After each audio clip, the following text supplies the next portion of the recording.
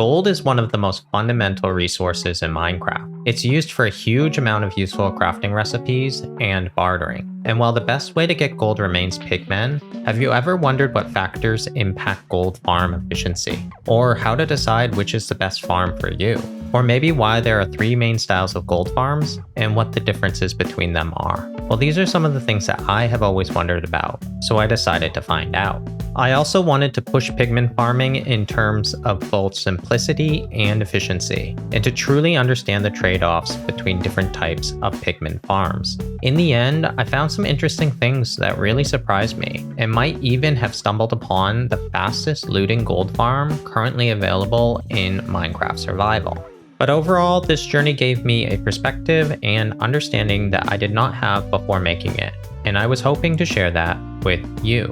So my goal for this video is to explain the mechanics behind pigment farms, so that you have a detailed understanding of them, you understand the trade-offs between different types and applications of farms, and you are able to design your own pigment farm that fits your particular needs. But with all that out of the way, let's jump right into it. There are a lot of factors to consider when designing any farm, and pigmen in particular have even more options. For example, should we build a natural spawning farm or a portal-based farm? Do we use shared aggression or turtle eggs as a lure method? And do we build the farm over the nether roof or under it? In general, there is always the question of what is the main goal, maximum efficiency at any cost or ease of building, or some balance of the two. But let's start with the fundamentals. Pigment farms currently take 2 major approaches. First is naturally spawning pigmen in the nether, and second is using portal spawning. Portal spawning is completely different, so it's really a whole separate category. Within natural spawning, there are 2 subcategories of gold farms. Ones that use shared pigment aggression to lure the pigmen, and ones that don't. We will cover all of these in this video, but for future reference, I will include timestamps so that you can skip around. But with all that out of the way, let's start with portal spawning gold farms. These are pretty straightforward. Pigmen spawn in portals randomly, and by building a lot of portals, we can make a lot of pigmen spawn, then kill them for sweet, sweet gold. The mechanism behind pigmen spawning in portals is called a random tick. Random ticks are how Minecraft updates certain aspects of the game, like growing plants or oxidizing copper, for instance. In our case, it is also the trigger for pigmen potentially spawning in the portal. How random ticks work is that the world is split up into chunks, which are 16 by 16 block areas from world bottom to world top. Within these chunks, the chunk is split up into sub-chunks, which are 16 blocks tall, for a total of a 16 by 16 by 16 block volume. If a player is within 128 blocks of a chunk, then all of the sub-chunks within that chunk are random ticked from bottom to top. When a subchunk processes random ticks, it selects 3 random blocks within the subchunk and gives it a random tick update. That means that any one block has a 0.073% chance of being ticked at least once during a tick when a chunk is within the random tick range. Most blocks won't do anything if they receive this update, but some will update the status of the block. For instance, in the case of a crop, that means the crop has a chance of growing. This can be the same block within one game tick, as random ticks are just additive, meaning that there's an approximately 0.000 plus 4 more zeros, 4% chance of the same block getting 3 random ticks in the same game tick. Random ticks are important because when a portal block in the overworld receives a random tick, there's a chance that a pigman will spawn. So if I have 16 18 by 18 portals next to each other, filling a whole subchunk with portal blocks, that means that every game tick, 3 random portal blocks will be random ticked. Once a portal block is randomly ticked, there is a 0.15% chance that it will spawn a pigman if in hard mode. That means that in this portal only subchunk, a pigman will spawn approximately every 222 game ticks, or 1 pigman approximately every 11 seconds. That doesn't sound so great.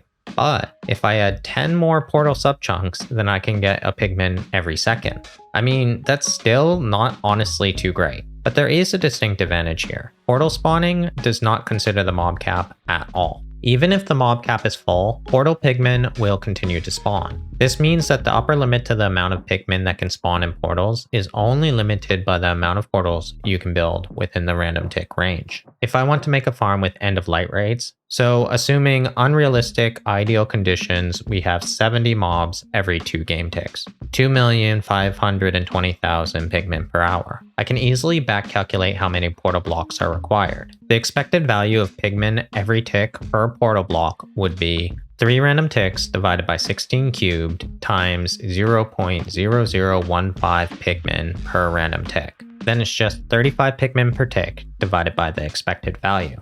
So we get 31,857,778 blocks total. That's a little more than 277 full chunks, with no frames, just portal blocks. So yeah, that won't work. Now we are seeing the limit. Portal farms are just impractical for very fast farms. Even if we could random tick all of those spots, the Pigmen would be out of the despawn range. So space is our limiting factor.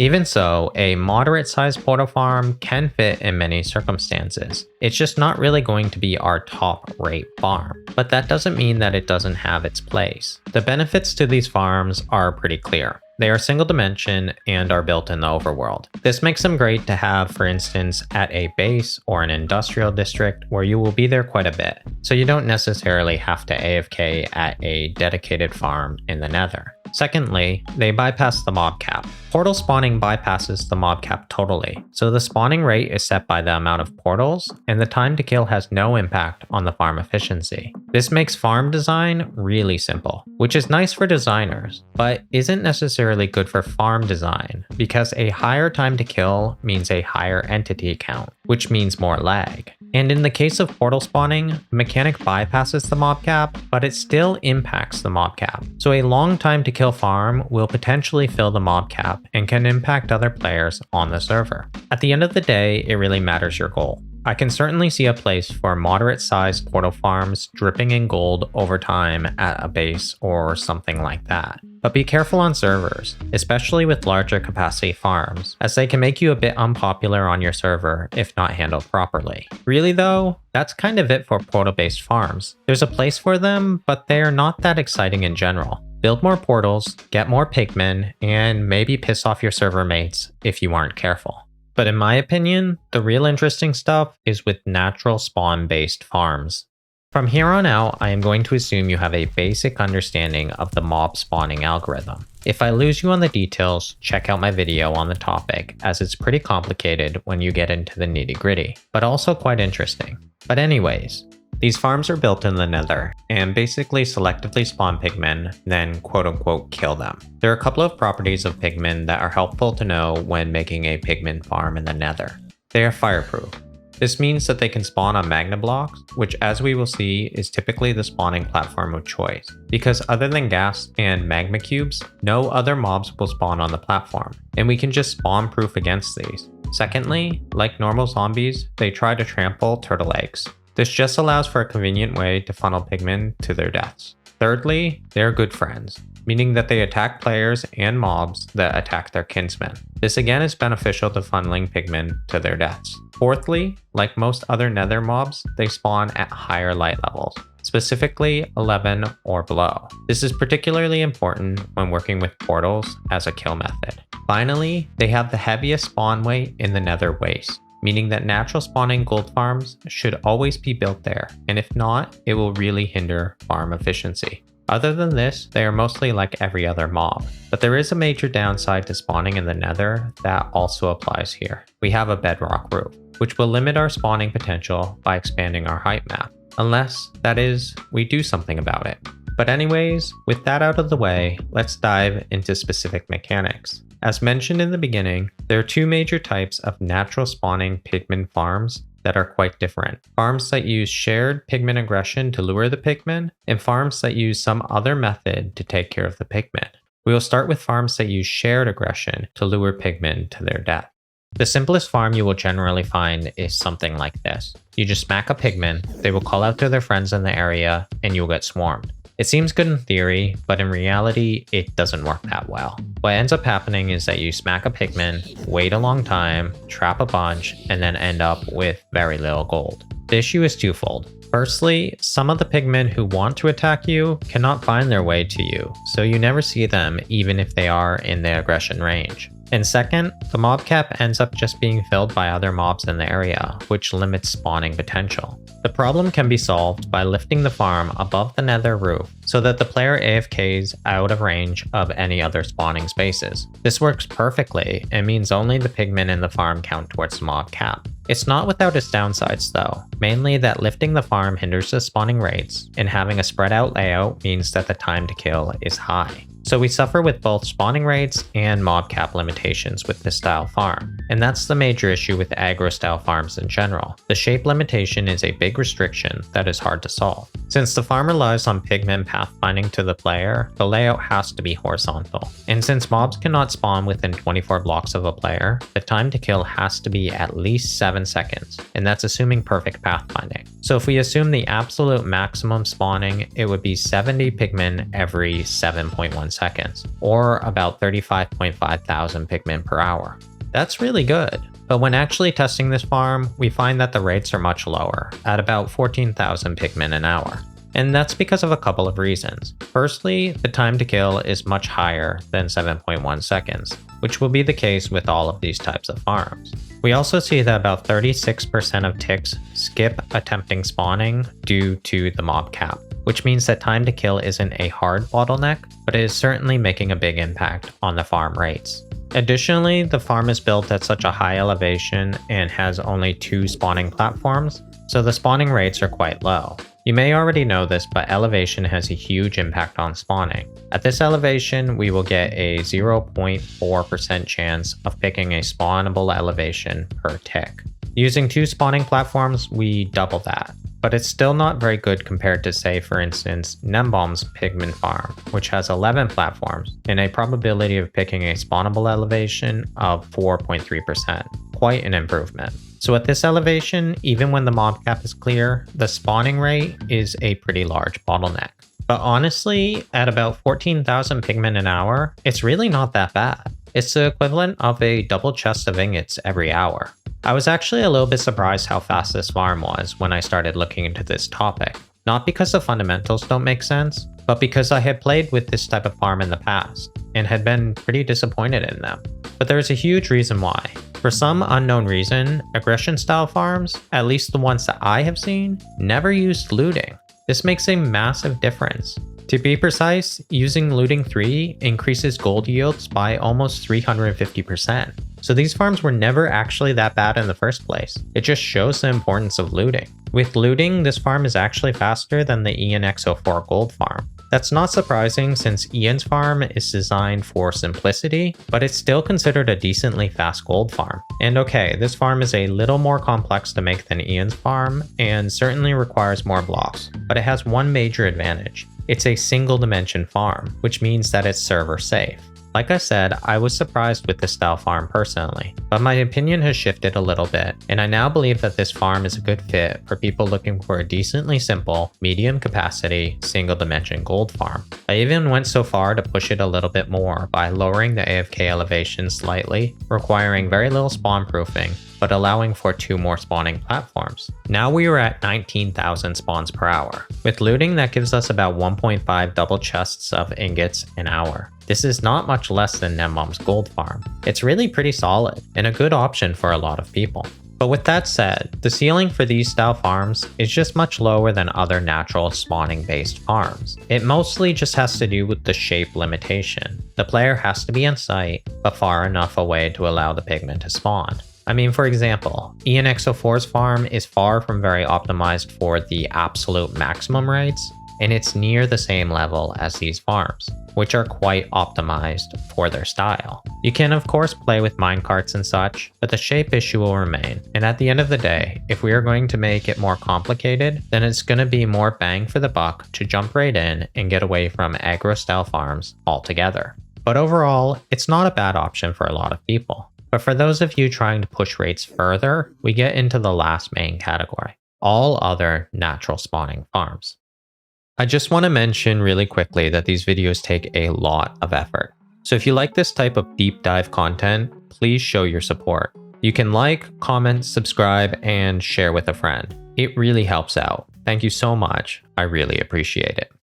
These farms at their core are the same as a general mob farm in the overworld, but have some advantages that make them easier and some limitations that make them more difficult. The main limitation is always going to revolve around the nether roof. To briefly recap, elevation significantly impacts spawning rates. Specifically, we are talking about the top block in a XZ column. So even if you build your farm very low in the nether, as long as the roof is over the farm, the elevation-based spawn probability will be based on the roof elevation. The best thing to do is, of course, remove the roof and then build the farm as low as possible. But this is a huge amount of work, so most farms work around the roof. There are two main ways in which farms approach this topic. The first, and certainly most popular, is to build the entire farm over the nether roof. This has the distinct advantage of being much easier to spawn proof, as the player can AFK very high to minimize any required spawn proofing. The second approach is to build the farm directly under the nether roof and make it relatively shorter. Then the player AFKs above the farm and lifts the despawning sphere to just under the farm. This type generally requires some, but minimal spawn proofing. So for example, here are perhaps the two most popular Pigman farms, Nembomb's Pigman farm and ENXO4's Pigman farm. Nembomb's farm is above the nether roof and Ian's farm is just below. These two farms are really interesting because they take almost the complete opposite approach to Pigman farms, but are both very good options in their own right. First of all, Nembomb's farm is a single dimension farm and Ian's is a 2-dimension farm. I would venture to guess that Ian's is mostly 2-dimension just for the ease of building, but it also does have efficiency benefits. The downside of a 2-dimension farm is that it is not server safe, as if there is any player in the overworld, the farm will require 2 players to AFK, which is a bit of a pain. The second difference in approach is how these farms try to maximize spawning rates. Ian's farm focuses on minimizing top elevation by keeping the entire farm under the nether roof, which lowers the height map for the farm and boosts spawning rates. Nembomb's farm in comparison has the entire farm over the nether roof. It has the farm near the upper build limit, which decreases spawning potential, but overcomes this limitation by building 11 spawning platforms, which increases the spawning rates. Ian's farm has an elevation-only spawning chance of 1.55%,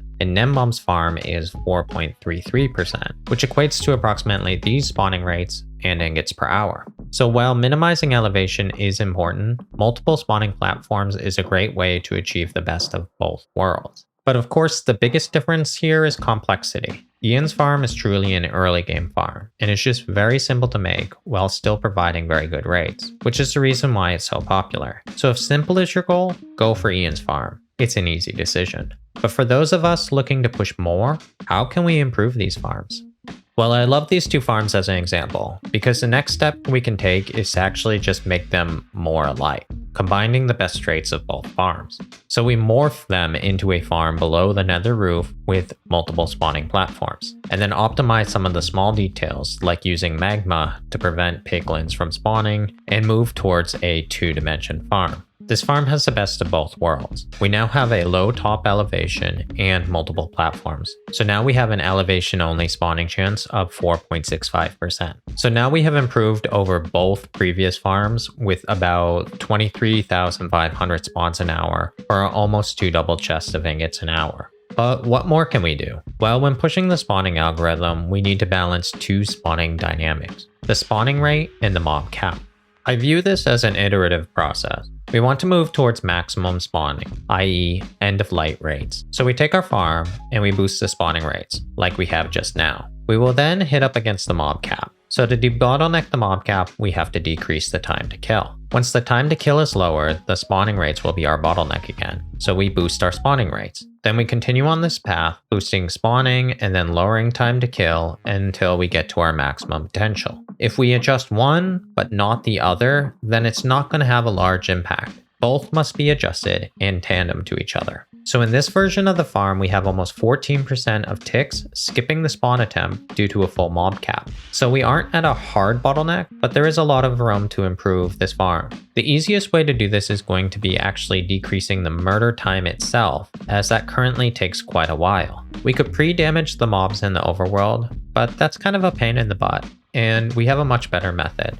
Boat looting, which was innovated by MD. This method uses boats to pick up mobs, which takes them out of the mob cap while we murder them.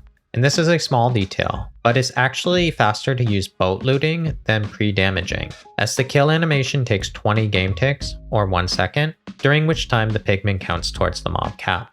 In boat looting, the pigman is taken out of the cap within a couple of ticks of coming through the portal. So with our boat looting version, we decrease the time to kill by more than half, and our spawning rates increase by 25%. Our skipped spawn attempts due to a full mob cap is now down to 1.5%.